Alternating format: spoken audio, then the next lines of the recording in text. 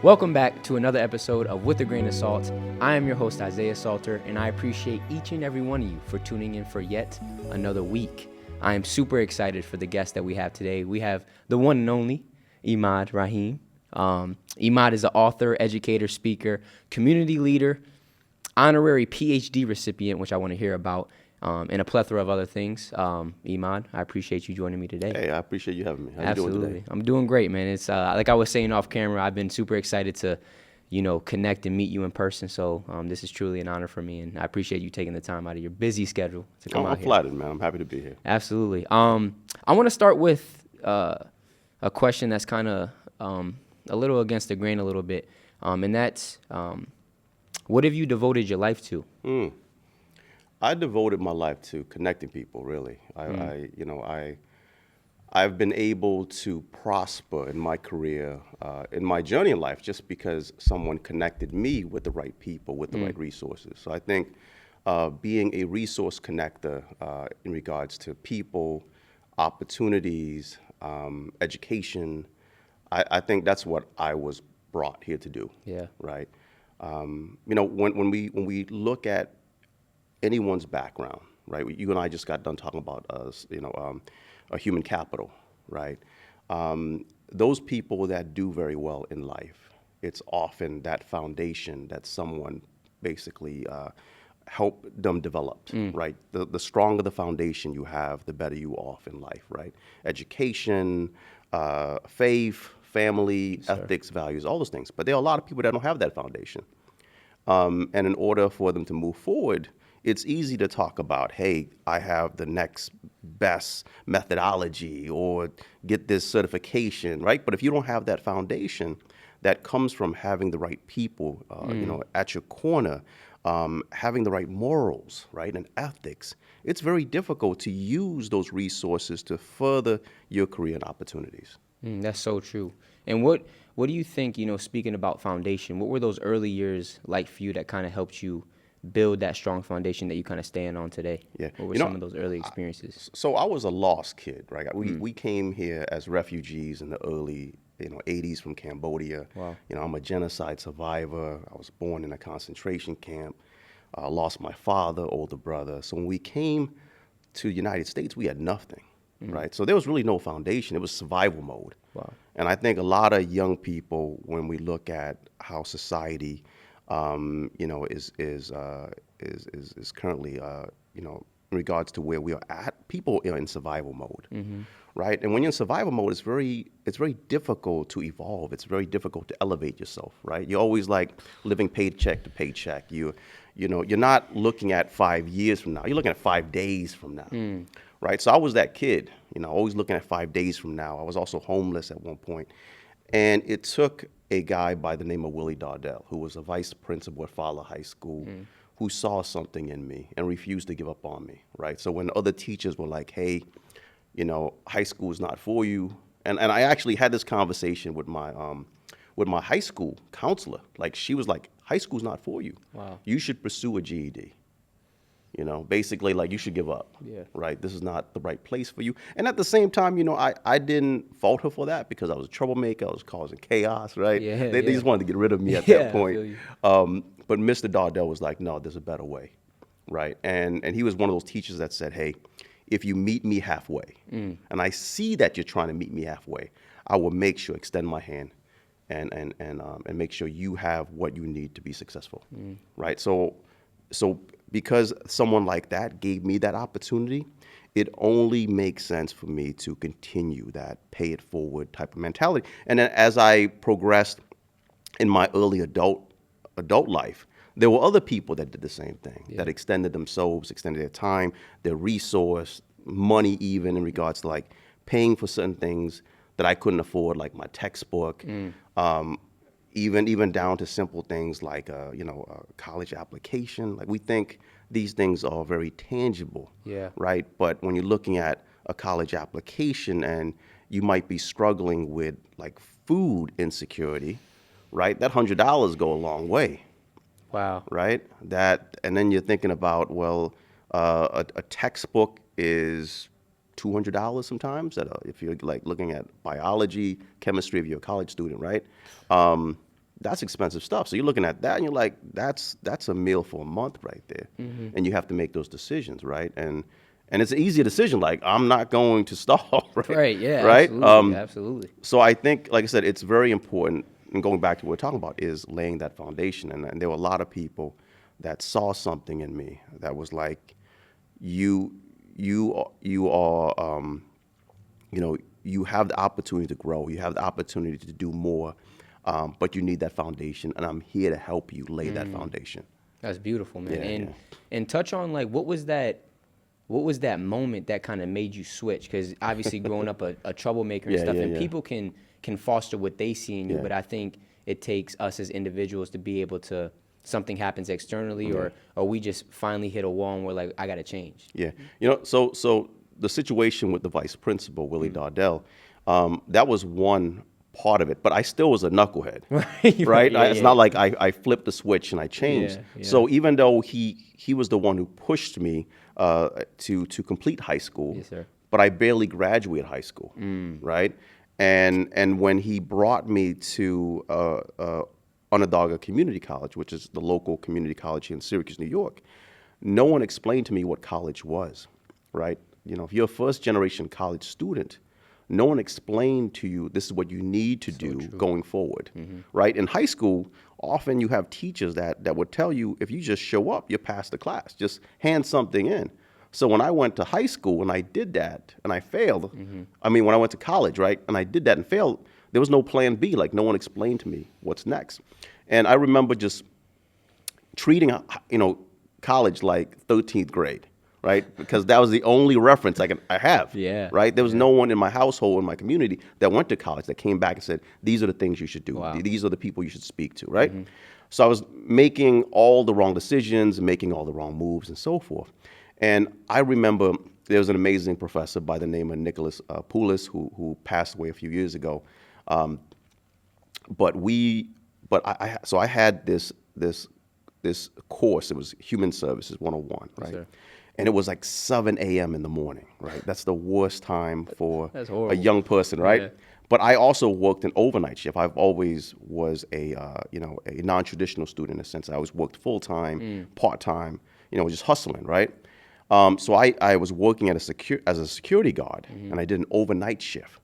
So I had not slept. So I have not slept, and I was like, I have this 7 a.m. class. I had to catch, the city bus, right? I didn't have a car. Yeah. And I get on campus, I get into his class, and the first thing in my head is like, I got to sit in front of the class in order to stay awake. Like, if I sit in the back, I'm going to go to sleep, right? So I sit in the front of the class, and what happens? I fall asleep. It's like, automatic, right? Knocked, yeah. Yeah, knocked out. And I don't know what happened. I don't know how long I was sleeping. Yeah. But then my spidey senses like kicked in. It was like, you need to wake up, Emad. Something's happening around you. Something terrible is happening. You need to wake up. And I woke up, and I don't know what was happening around me. The only thing that I knew was there was a pile of drool, like on top of my table, right? And it had created a waterfall, like off of my table and onto the floor. And there's like a puddle of drool, right, on the floor, right? So I woke up and I rubbed off this like drool on my face, on my shirt, and I went towards the back of the classroom, went back to sleep, right? Class ended, I woke up, started walking out of class, and my classmates stopped me, and they were like, do you realize what happened in class? And I said, no, I was sleeping, right? Yeah. And they said that I was snoring so loud that Nicholas Poulos like stopped everything and like stopped his lecture and looked over me, right, and looked down at me and shook his head and pointed at me. And I'm hearing this play out, and I'm like, okay, I'm probably gonna get kicked out of school, right? Get kicked out of his class at least. And he goes, let him sleep. He's like, he's a good kid. He's trying his best. He could be here anywhere, but he's here, right? So I felt so bad, right? I felt like I failed this guy. This guy's like giving me this opportunity. So I went looking for him to apologize. And I found him at his office, and he's like, you don't need to apologize. but I need you to do something for me. I need you to take a test. I didn't ask what that test was. I was like, I owe this guy a favor, so let me take this test. I took the test. That test turned to another test, turned to another test. And he was like, one day he called me and he was like, hey, Emad, I have something to tell you. I said, okay. And he goes, do you know what dyslexia is? And I was like, yeah. But I had no idea what that was, right? I just knew it sounded nasty. Yeah. It sounded like an STD. It Yeah. was like, right? I was like, I didn't catch that. I don't know what you're talking. I didn't catch that, right? Exactly. And he goes, yeah, you have a learning disability. And I said, I went to, when I was in high school, I was labeled with a learning disability. In elementary school, I was in special ed. So when he said this to me, I was like, oh, it's nothing new. And he goes, no. No one explained to you what dyslexia is. But Emad, this is good news. This is great news. And in my head, I'm like, why is this great news? You just told me I caught dyslexia, right? And he was like, yo, it is great news because now we know you could learn, and you know you can learn. You just learn different.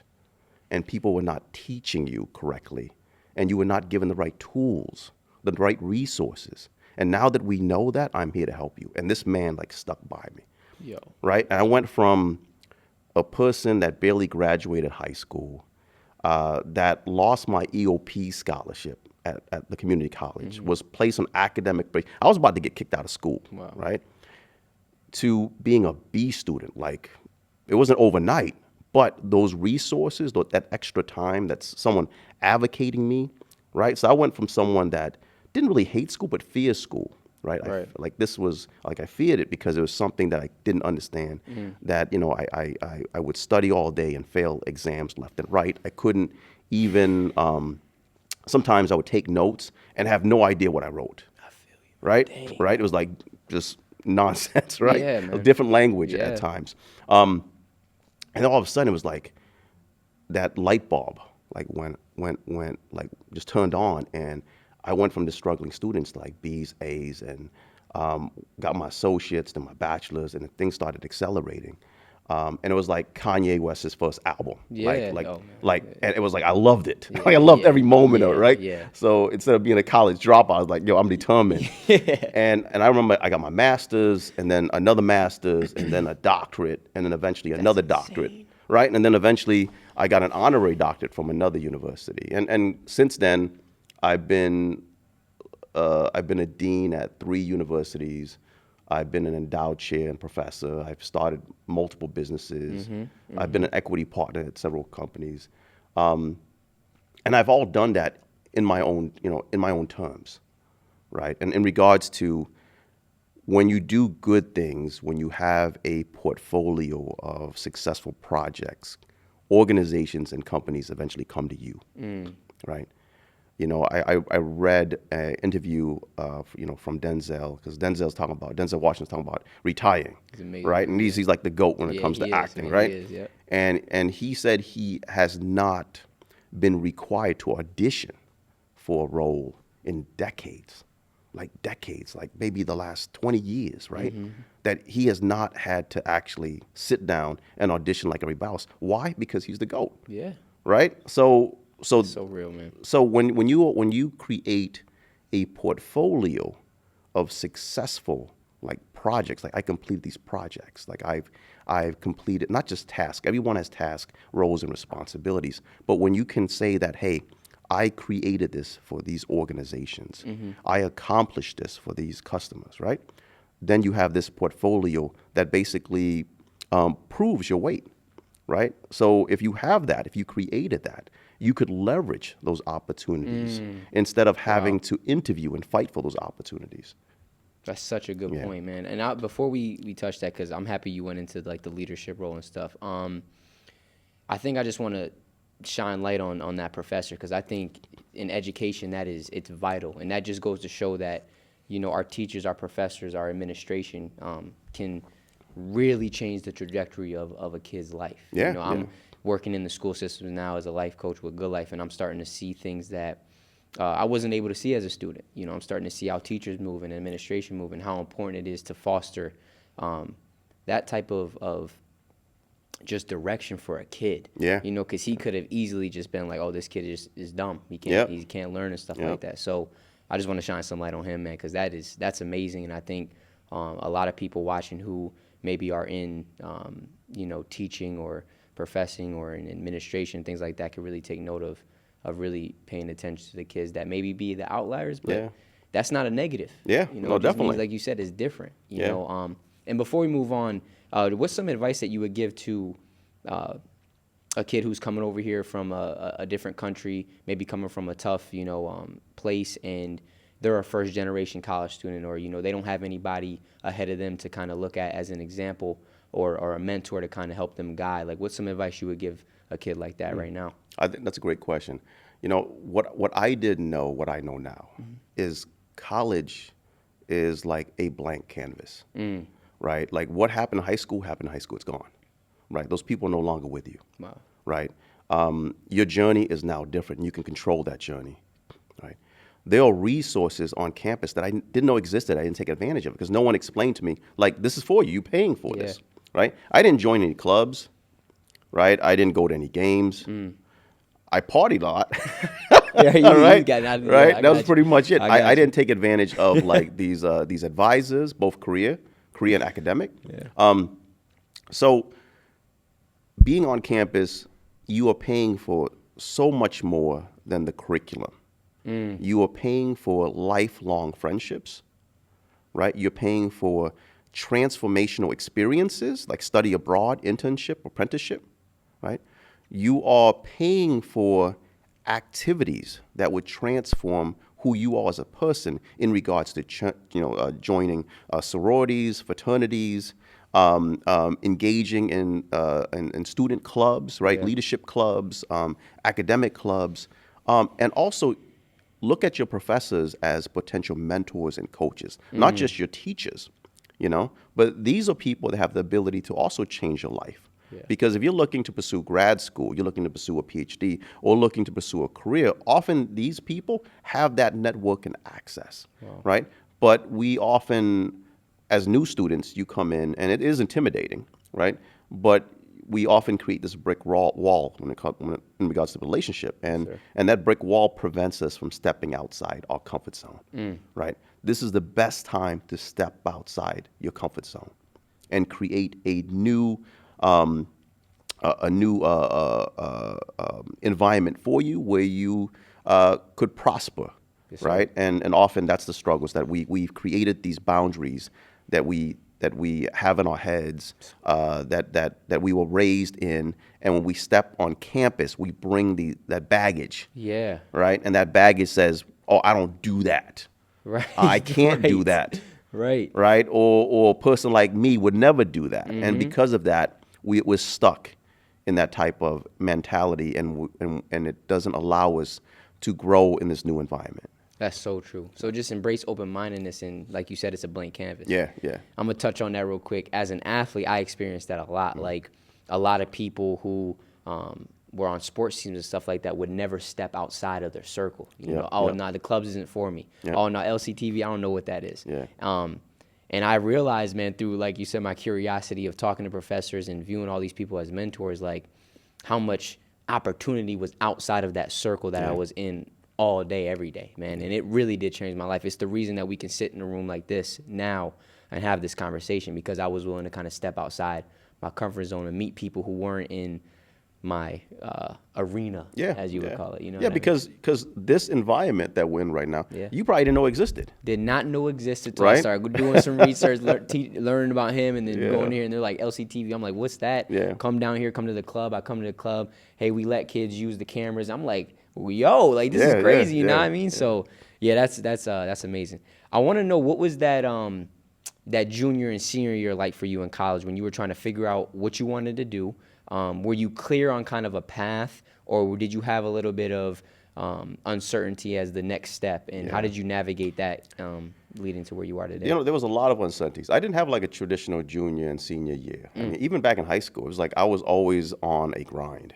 I feel right? It was like I was not thinking about like oh, I'm about to graduate. Oh, let's look at what the graduation ceremony is going to look like, right? What I need to purchase and things I need to do. It was more like I have a 9 to 5 tomorrow. I feel you. Right? I got married at 21.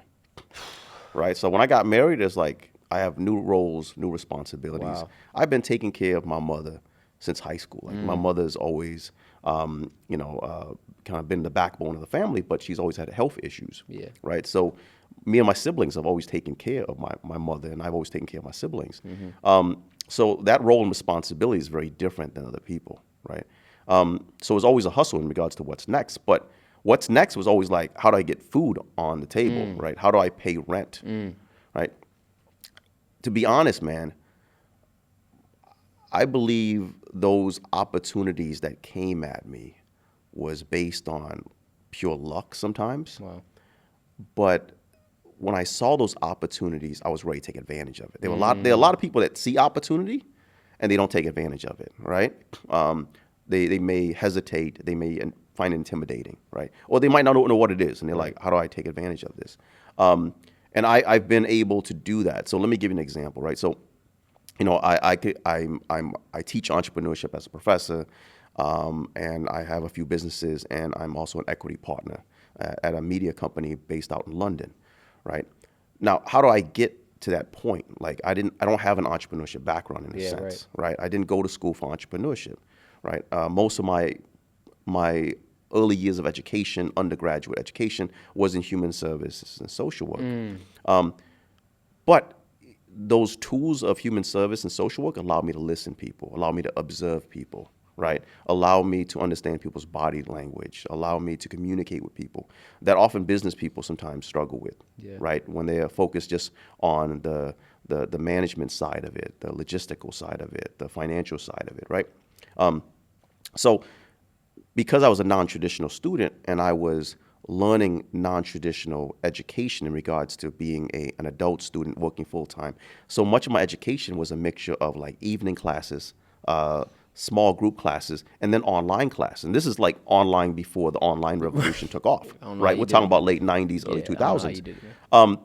So when the online revolution took off and universities were trying to go online, I was at the forefront of it because I was a student, I was an instructor, I saw the pros and cons of it. So at 34, I became a dean of a for-profit university. Wow. Right? I was the youngest dean at the university.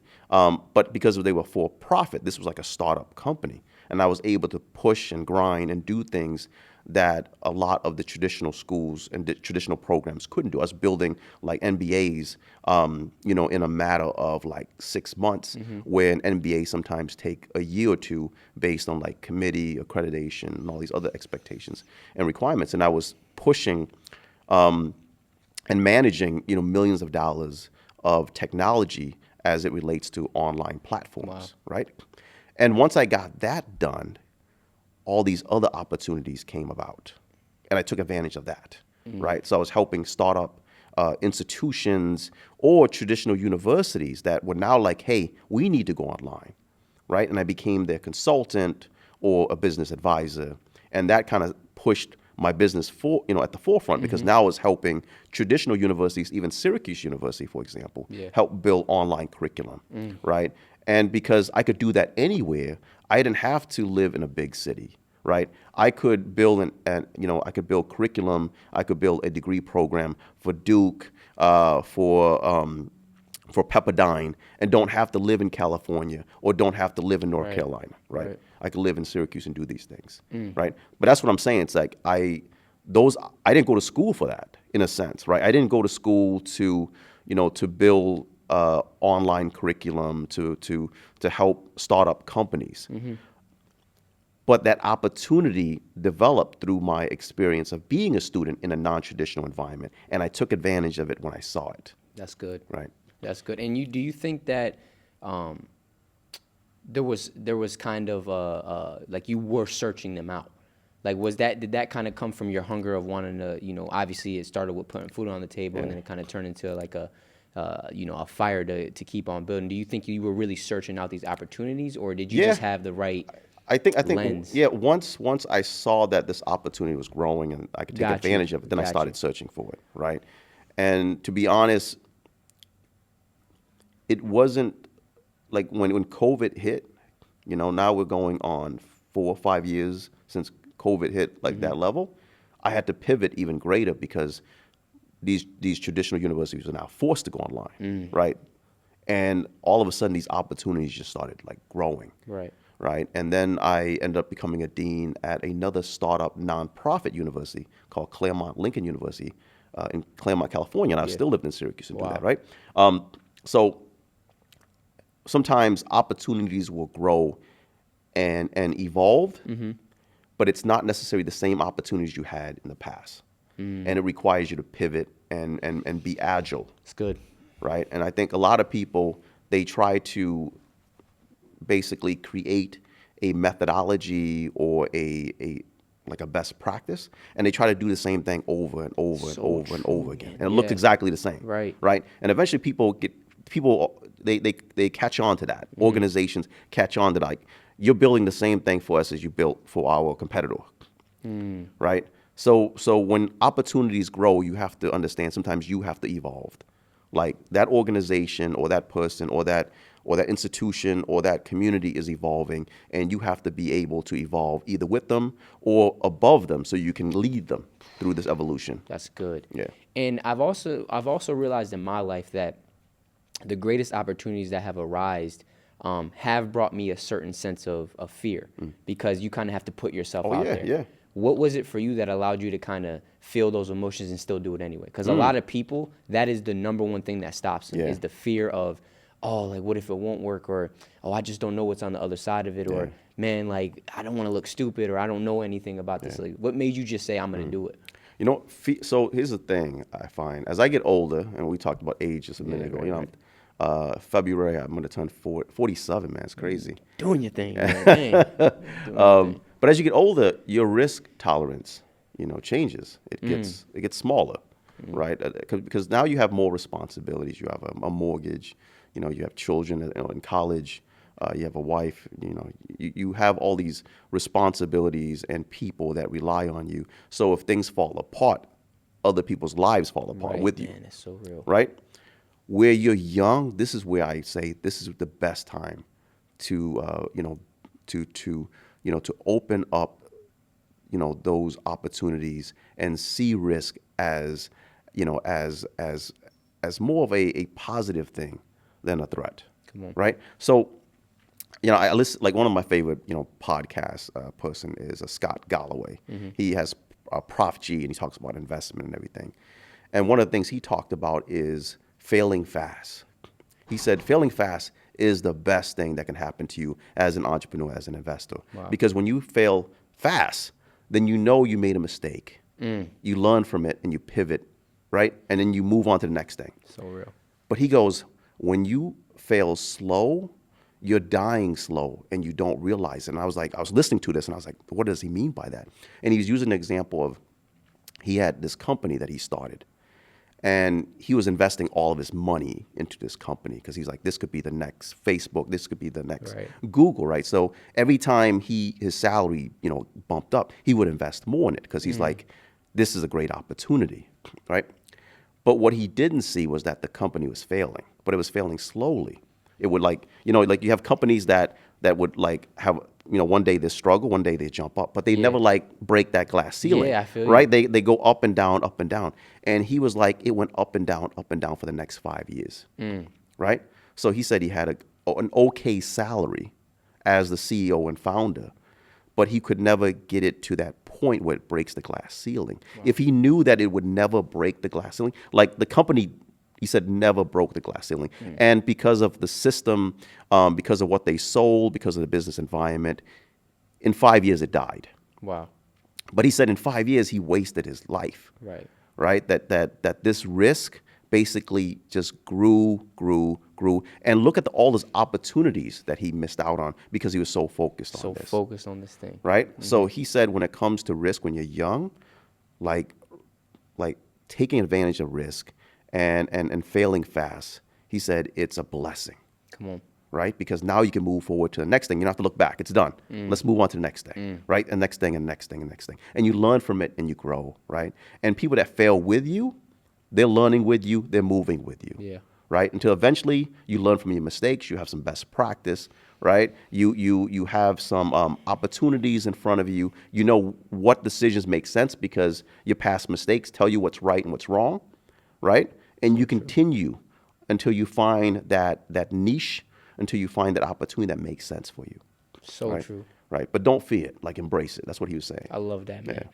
I think Denzel said that. He said, "Fail fast and fail often." Yeah. 'Cause, you know, and, Yeah. and then he said something that really hit, because I think a lot of people have this misconception. He said, "Failure is not the opposite of success; it's a part of success."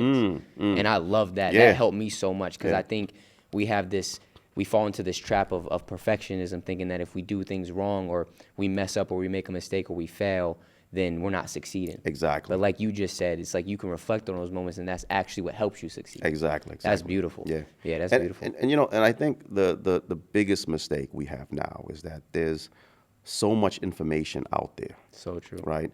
And this information is often it's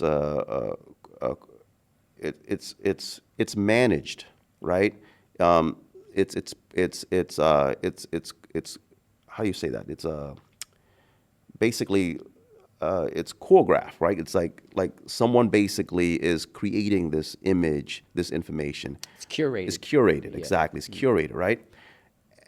And because of that, we think we're making the wrong decisions, or So true. or we're not at the right place yet, right? And it makes us feel anxious. It makes us feel like we should be more we should be beyond when where we're at right now, because we look at these influences, Yeah, man. right? And we read this information, but often we are exactly where we're supposed to be, right?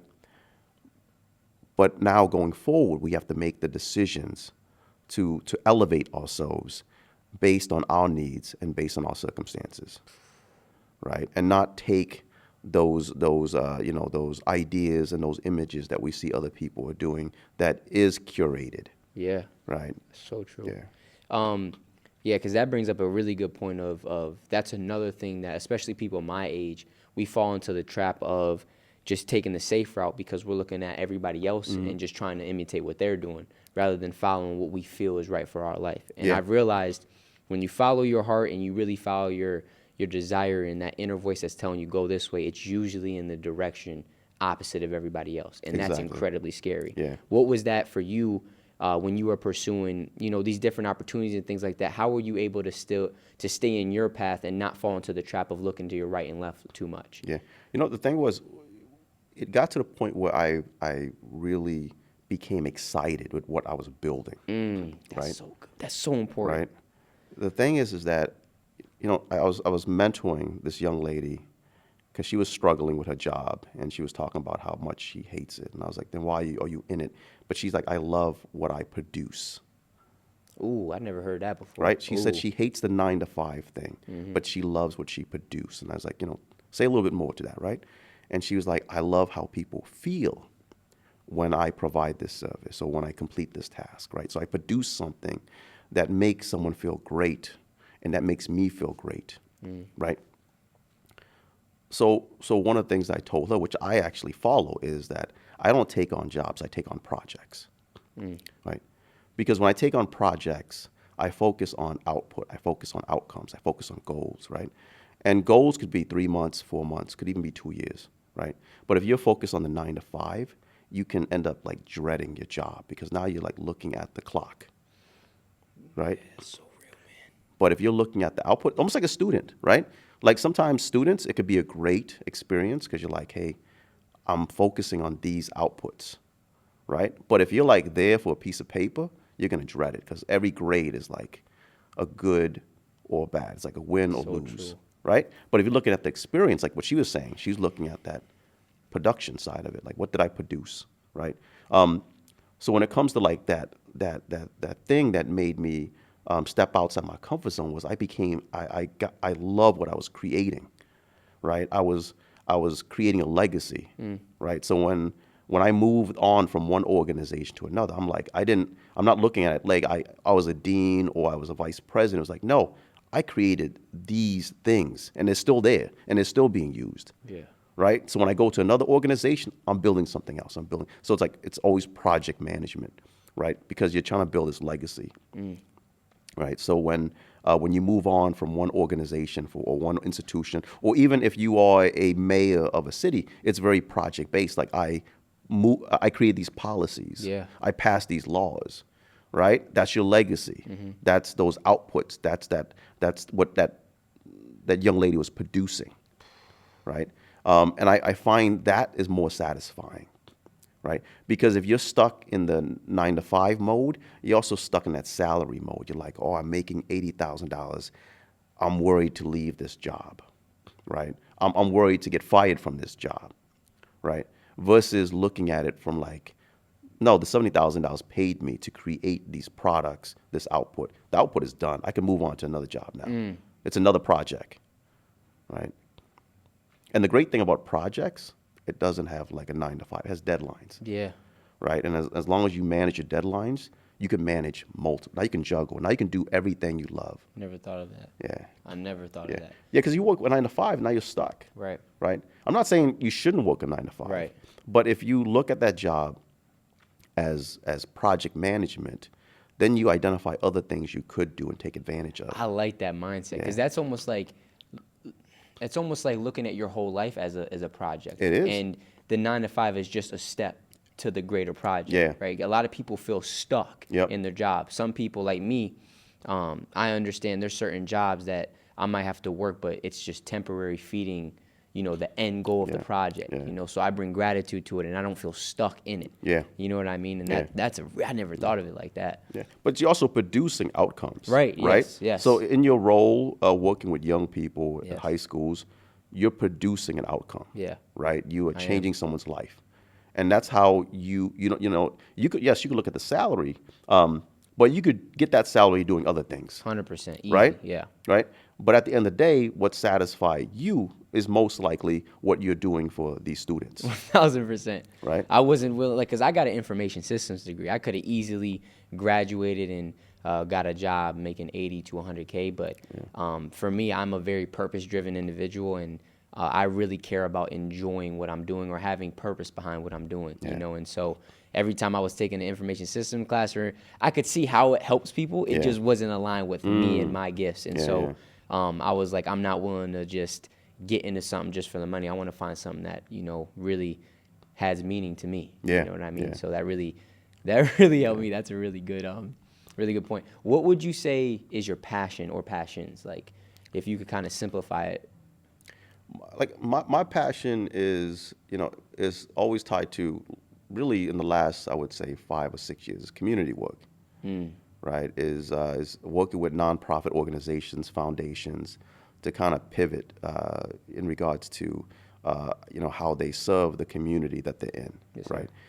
For example, a lot of nonprofit organizations, they are stuck. Right, they have the legacy organization, which means that sometimes people on the board founded that organization, or they have an executive director that also helped founded that organization, and because of that history, they're kind of stuck in their own bubble. So true. Right? They're afraid to pivot, like we talked. They're afraid to take true, risk. man. Yeah, you're right. And because they're stuck in their own bubble, other organizations are coming in and are actually prospering. Right? Taking their clientele, taking their grants, and they're shrinking. And they don't want to learn the new trends. Right? They don't want to learn new technology. They don't want to do anything different. And also, they don't want to step aside, because maybe you did what you're supposed to do, and you laid the foundation. Right. And you need someone young to come in now. So true. Right? Yeah. To do 'Cause something that's pivoting different. too. Pivoting, Yeah. yep, exactly. Yeah. So I love working with organizations that are willing to be open-minded and make those decisions that allow them to pivot, and kind of put their baggage aside, like put their pride aside, right? You did what you're supposed to do. This organization is great, but it could be excellent. Wow. Right? And you need someone to take, what you have created to that next level. And it may not be you. It's not supposed to be you, right? That young person is going to see things, do things that you would never thought about. Absolutely. Right? So often some of these organizations, they're stuck in that mentality. And I like being able to be in that position, serving on their board or serving on their advisory council, and helping them create a strategic plan to move into that next direction. Yeah, that's really good, and I think I wanna touch on this because I think a lot of young people struggle with it. Like, man, I'm trying to find my passion, I'm trying to find what I'm passionate about, because I think that excitement you talked about earlier about being excited for the work. I think that comes from doing something you're passionate about. Yeah. Right? You could do a job that has a good outcome, but if you're not passionate about it, it's going to feel like you're just dreading every day. Yeah. So what's some advice or some insight you would give to a young person, especially like me being 26, or people even your age? Because I feel like people reach a certain age and they feel like their life is over, man. Yeah, no, you absolutely. I know people like that. Yeah, so right? what's some advice you would give to somebody trying to figure out what their passion is and how to go down that path? I'm a realist, right? I like this. So I'm gonna say something that that is not going to be like, like a light bulb. Right? Yeah. There's not gonna be like, this is the solution. You're right. I'm gonna be very honest. Sometimes when it comes to finding your passion, it may take years. It's not gonna be overnight, right? Like, let me give you an example. I had another person I was talking to last year, and she wants to do what I do. Like, she's like, how do you get these remote jobs? Yeah. Like, you're able to travel and do what you want to do and get paid. So how do you do that? And I said, 15 years.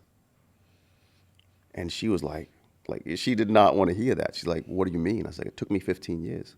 It took me 15 years of credibility, relationships, projects, creating that portfolio where I can go into an organization and say, this job should be remote.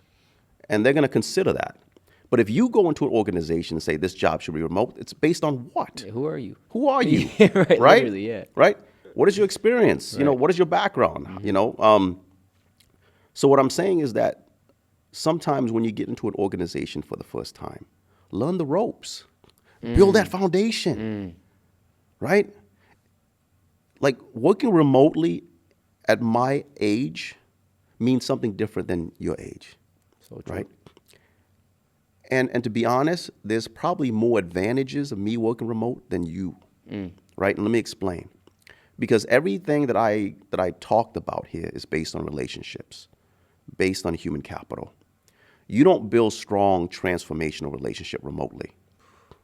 You often will find your mentor in an office, in a school, at an organization, because they see you putting in the work, right? Imagine those people that I mentioned that kind of saved my life, right? Like Nicholas Poulos and Willie Dardell. Imagine I was like taking an online class with them. That would never have, like, that transformational connection and relationship would have never existed. They would have they couldn't do what they did for me if this was an online remote experience, right? But if you're new to this industry, if you're just graduating, treat that company, that organization, that opportunity, like the university itself. It may take 4 years, right? You went to school, it took you 4 years to earn that degree, to find your passion, right? You're not going to find your passion at that company overnight. It may take 4 years also. Wow. Right? But you have to build that foundation. Know what the company does. Know how you could contribute to that organization. Know where you can help out. Know your strengths and weaknesses in the organization, but also know who the players are. Right? Because coming into an organization, the people that are the decision makers may not have that title that you think they have. Right? They might not be in that department that you work in. Right? But that takes time. That takes, cultivating those relationships, those unique experiences. Because when you are in the office, right, and people see you put in the work, someone's going to say, hey, why don't we get a drink? Why don't we go out for lunch? Yeah. And then you have another relationship with that person. And then when people have these these holiday parties, Christmas parties, take advantage of that. Yeah. Like, people are like, I'm not going to go to that. Pull up. Your CEO is going to be at that party. So true. Right? The human resource vice president that makes the decision in regards to who get the jobs, who gets promotion, right? Those water cooler conversations where someone says, hey, Jeff is leaving his vice president position and that position is going to be coming up. That doesn't happen in a Teams or Zoom meeting, right? It happens in those side conversations, at lunch, right? In the cafeteria, right? At your office cubicle when you're next to someone else. Right. So if you want to find your passion, right, and truly figure out how you could invest in an organization and bring it to that next level, you have to put those years in. And this goes back to, we can even look at like that 10,000 hour theory Yeah. from Malcolm Gladwell, Yeah. or if you don't read books and you're like, hey, Macklemore said Yeah, that, yeah, like yeah. it came from Malcolm Gladwell, right? But you can even look at the 10,000 hours, right? So true. That came from investing in that organization or that industry where you create that foundation, and through that foundation, you identified your passion. hit 'em. So if you know, I mean, you know that because you spent 4 years in college, and if you were pursuing a master's, you spent another 6 years, right? So you spent 6 years finding your passion in that industry. So why do you think it's going to happen overnight when you graduate and go into that company, right? You hitting, man. And that just goes into the danger of these phones, Yeah. social media, and how fast we move as a society. Yeah. Because you are so right. Like, the content I create, I'm constantly getting questions in a way that people want an answer that's going to fix it now. Yeah. And I'm like, these things take time to cultivate your passion, finding what you feel like you're meant to do, finding the right connections, finding the right career path. It takes time. It does. I think because it takes time, a lot of people get discouraged, and they're constantly looking at everybody else's life, and they don't want to let that time develop, so they don't give it the time, and then they get into a job or get into a space that doesn't make them feel good, then they get even more discouraged, and it just creates this loop. Yeah. But if you just commit to, listen, this is the vision is, or the end goal is, I'm trying to find my passion, I'm trying to live in my purpose. I know that takes time. Yeah. So I'm just going to be patient, and I'm going to expose myself in as much areas or arenas as I can.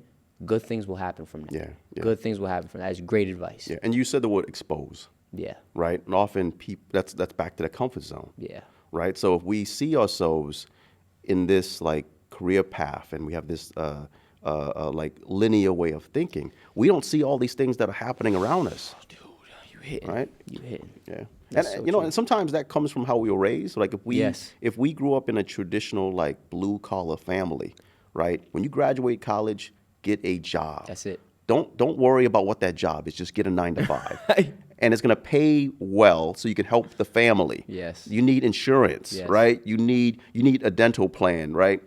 So you're looking at very linear. Mm-hmm. And when you get the job, you're so focused on your salary, you don't see all these other opportunities that are like on the sideline.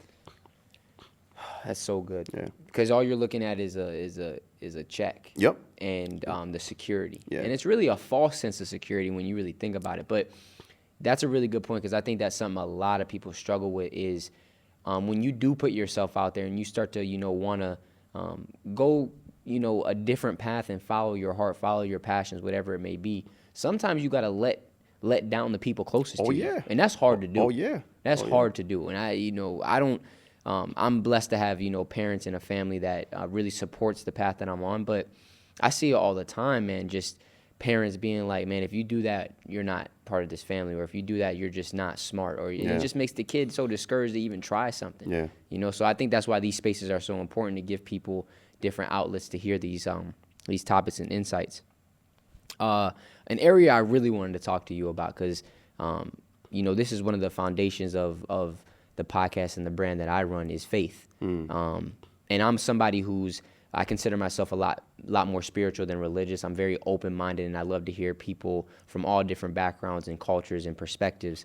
I just want to hear how big of a role faith played in your journey and in your life, and getting you to where you are now. Yeah, faith is very important, right? Spiritual or religion, it does create a foundation, right? And that also impacts your values, your ethics, the decisions you make in life. I got married at 21 because I'm a Muslim, right? I converted into Islam when I was 17. Wow. Just to realize I was already a Muslim. Right? That's so real. That's right? so cool. Because That's awesome. So as I mentioned, we came as genocide survivor. Yeah. So back when we were in Cambodia, my family were Muslims, but we hid it because we were being killed. Wow. So when we came to America, we converted into Catholicism. But my mom didn't know Catholicism was a religion. Like, we went to Catholic school and everything. We were brought to America in regards to sponsorship by a Catholic organization. So my mom thought being Catholic was being American. So it's like, you want to eat, you go to church. Wow. You want to learn how to read, you go to church, right? You want toys, you celebrate Christmas, right? Insane. Wow, So we did. so I didn't know that I was Muslim, and she never explained it. But when I converted in Islam and I explained to her what that was, she was like, "Oh yeah, we're already Muslims." Right? It was a weird conversation, That's insane. right? Yeah, that's awesome. But so when I did convert, I went on a different path. We talk about like certain friends. Sometimes Yeah. you have to leave them behind. And I Yeah. left a lot of people behind. Wow. You know, a lot of people that I grew up with. I'm like, I'm not in that path anymore. I don't do those things anymore. And one of the things that I wanted was like, I need a partner in life. And when you look at successful people, they didn't do it alone, So right? true. They often had a strong partner. And when I found an amazing partner, I was like, I got to marry her. I got to make sure that she is not going off somewhere else and be with Yeah. someone else, right? So she's also Muslim. And, you know, this success that I built, we built it together, right? And I have an amazing community of Muslims, but also interfaith type of family and friends, Yeah. right? That bring people together. You know, our Thanksgiving looks probably very different. We have Buddhists, we have Muslims, Christians, Catholic, right? Everybody is there breaking bread and sharing and family and so forth. So I think faith is very important. It provides that foundation. But in regards to spirituality, right? You're going to struggle so much in life, right? You're going to hit so many brick walls. You're going to hear so many no's. You're going to take so many failures. It's that spirituality, right, that will help uplift you, that gives you that positive outlook, right? So if you don't have that, the struggle becomes even greater. You feel like you're alone. You're alone, right? So I think spirituality and faith is very important if you're moving towards that path of success, whatever that looks like, right? Because often you're going to have probably more obstacles than someone following a traditional path that's very linear, right? Because it's linear, it's easy. It's like, I just need a 9 to 5, right? Right, it's I just easy. need a job that punch a ticket. I don't have to love it, but it pays the bills. That's very linear. There's less obstacles, Yep. right? But if you have a clear goal in mind that is very different and very unique than what other people are doing, there's going to be more obstacles. And often you need that spirituality, you need that faith to help push you forward when you're ready to give up. Man, that is so good, man. I mean, it's the reason I sit in front of you today. I feel like when I hit some of my lowest and darkest times, it was just understanding that there's a bigger picture at play, and I'm not alone in this. Yeah. Even though I feel alone, I know I'm not alone. Yeah. Whatever you believe, like you said, just having that foundation and believing in something bigger than yourself, it really helps you just to have a little bit of hope that you wouldn't have had if you didn't believe in anything. Yeah. If you really feel like you're alone and then you hit a roadblock or a very, very dark moment, and you don't know how to get out, you feel like, well, there is no way out now. Exactly. I'm done. Exactly. And I don't, you know, when I look at the people that I follow and respect in regards to influencers, right, in regards to change makers, they're very spiritual people, Absolutely. right? So you might not think about it like in regards to that way, but look at how they move, right? Look at who they are around. Look at their interactions with people and how they true. speak with people, how they handle people. They're often very family people, Yep. right? Very community focused. These are very spiritual people, right? The people that are often not spiritual, right? Often don't follow a faith or their faith is not strong. They're the ones who are on this different path, right? So true. They might look successful in regards to like what you see, what they're projecting, Right. but they have demons that they're fighting. So true. Yeah. You're right, man. You're right. And I've also learned that, I love that you said that, because I've learned that spirituality, it's not a label and it's not what you say. It's really how you live your life. It's Exactly. in your being. Yeah. You know what I mean? And so I feel like, especially where we are with just, the past election is a prime example of this. We get so caught up in what people say. And we just neglect looking at just what people do on an everyday basis. Yeah, You know what I mean? And I feel like if you want to know if somebody believes in God, just look at how they live their life. Yeah, You know what I mean? You could tell if somebody has a connection to something greater, or if there ain't nothing there by the way that they are living their life. You Yeah. know? So Yeah. that's really good insight. I want to also touch on real quick. Obviously, you're in a leadership role now. What were some things that, when you first got into leadership were really tough for you, and how have you evolved and gained deeper perspectives where you are now? My first real leadership role Like I've had leadership roles before, but to be honest, my first real leadership role was when I became dean at 34. Like I ran organizations prior to that, but they were, I would say they were basically, I followed my own structure, my own path, Okay. right? I didn't have to manage people. Like I didn't have to do performance reviews. I didn't have to lay people off. I didn't have to hire people, right? And those organizations, they were a lot smaller. They were nonprofit. So the structure was very different. Yes, sir. But when my first leadership role, I had so much insecurity that I was dealing with that it turned into anxiety, and I didn't know what that was, right? Because I was so focused on like these big goals, these like broad goals for the university and for the company in general.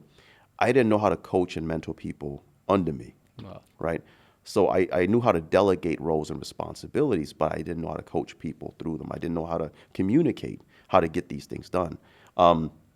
And often that was like the first time I really struggled when I thought I was doing a good job, Right. and then next minute someone is leaving because they told HR that I wasn't helping them, right? Or I was in a meeting and I thought I killed it. I'm like, yo, I killed it, right? They were clapping, Yeah, it was nodding their heads, and then 2 weeks later I get an evaluation. It's like people didn't understand what I was saying. They felt that I was all over the place, right? And I could have, and because I was young at the time, I did take it, the wrong way in regards to like, these people don't know what they're doing. Right. These people are lying, right? They're out to get me, right? So instead of like looking deep into myself and saying, how can I improve? I was like, everybody else is wrong, right? So it took that experience, and also I worked with a supervisor above me that was just awful. And I was like, I don't want to be like this person, right? I left that organization and I went to work for Jack Welch. Okay. So Jack Welch, who passed away a few years ago, was the former CEO of General Electric, built this empire, and started an MBA program called the Jack Welch Management Institute. I've heard of that. Yeah, and I became one of his deans. Wow. And I mean, I would sit down with him and we have these amazing conversations. And sometimes I couldn't tell if he was joking or he was serious, right? But one thing that he said that changed my leadership projection, my leadership perspective, and also in regards to how I projected, is he said, you don't know a leadership's character unless they become a boss. And I was like, what does that mean, right?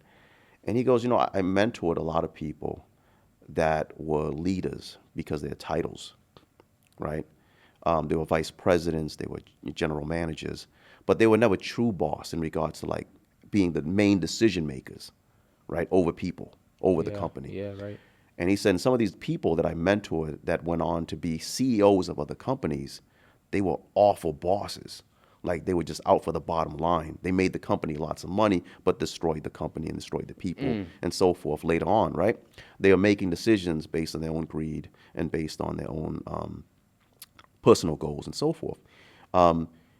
So he said that leadership always ties back to what you would do as a boss. So when I had an opportunity to become a boss in certain situations, it was like I had to look at it a different way in regards to like, I'm not going to make decisions based on what I need, what I felt I should like accomplish, but what does the department need to accomplish? What does my team need to accomplish, right?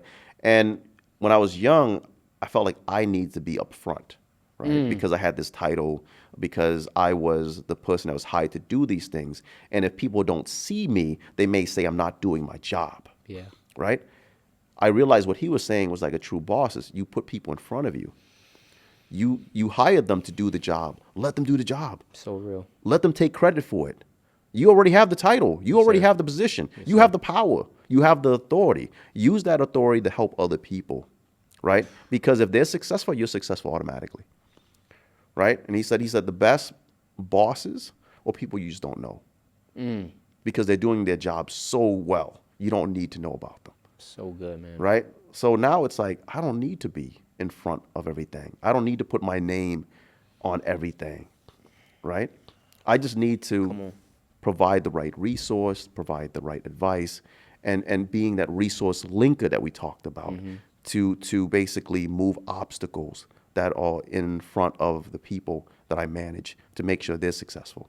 because if they're successful, then I'm successful. Such good advice. Yeah. That is such good advice. I think we have this misconception that the leader is the one person in front. Yeah. But I've learned that everybody's a leader. You just got to be a leader in your role. Yeah. And when you're the boss or the person that's kind of the head of the company or whatever it is, like you said, your job is to make everybody feel like they're the leader in their role and they're leading you. And I think that is beautiful. Because they take ownership. They do, right? And they want to be there. They want to work with you, That's so, instead of feeling like I'm the boss, you got to listen to me. Who wants to work for that? Yeah. And this goes back to what we talked about, finding your passion.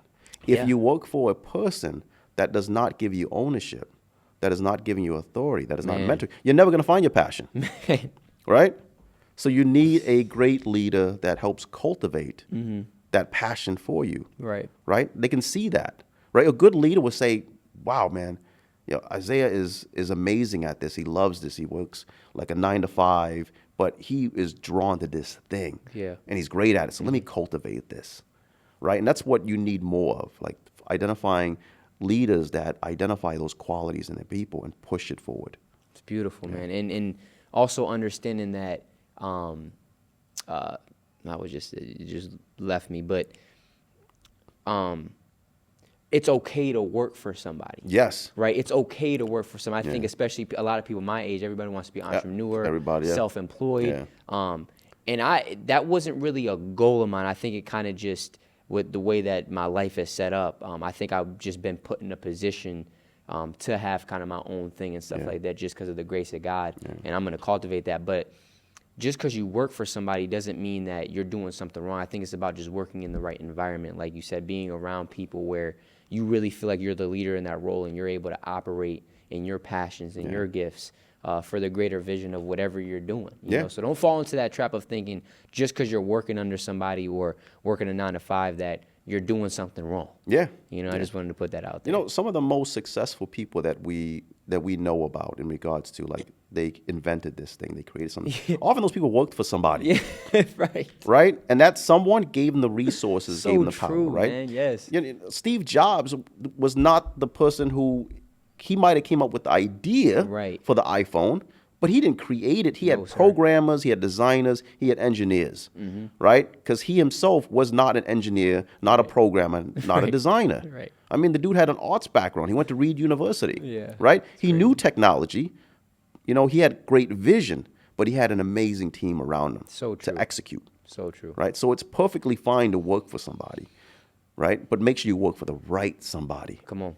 Yeah. Come on, man. Come on. And every great leader or business owner, whatever, every single one of them always says, I am nothing without my team. Exactly. I'm nothing without the people around me helping me create this thing that you see, man. So that's so real. I'm going to ask you these final 3 questions. Go ahead. We'll get out of here because it's getting that time. But the first question is, what is the best advice you've ever received, heard, or given? Or some of the best advice. It doesn't have to be one particular thing, but something that comes to your mind.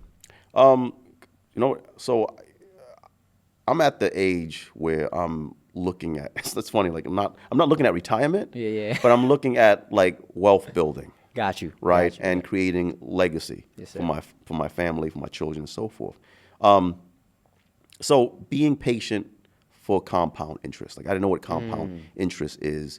And now that I do, that was the best advice, was like, when I started investing, I was not investing, I was trading, right? I was selling stocks, like buying, selling, right? And when I started learning about compound interest, like, let it sit and let it grow. Yes, sir. Right? And now that I could see it growing and I could see it like changing, and it's not overnight, but it's consistent, I'm like, this is a powerful tool that often people don't talk about. Like things like capital gain, dividends, reinvestment strategies, portfolio management. These are things that I was not taught in school, as an adult even, right?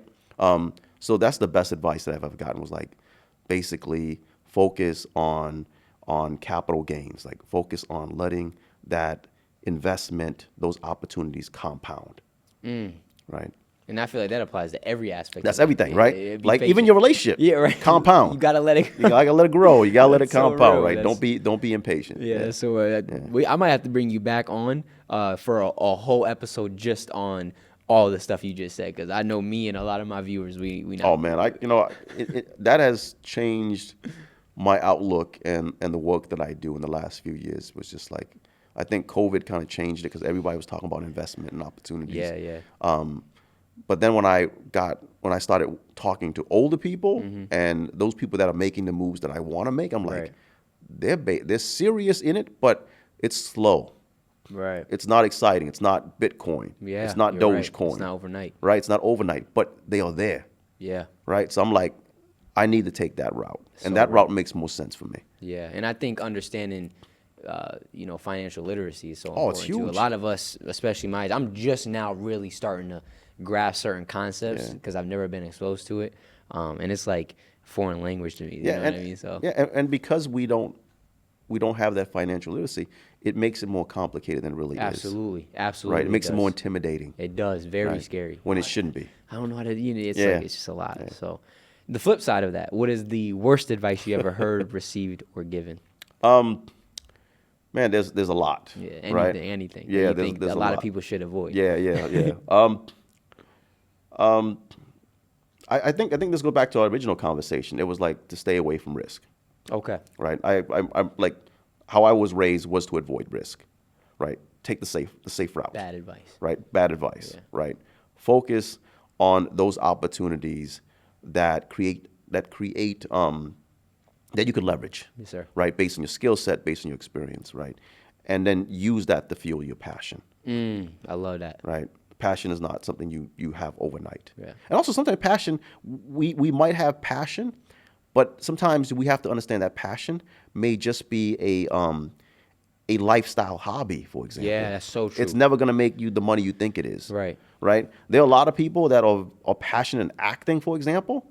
They're never going to make that big Denzel movie. So right? true. They may be like working at like few indie jobs and so forth, but that's never like going to be their wealth generation job. Right. Right? Yeah, That's their yeah. passion. Right. But that's not going to be the thing that Which sets, is okay. And that's okay. Yeah. But you have to be aware of that and accept that. So true. That's great advice. Yeah. Yes.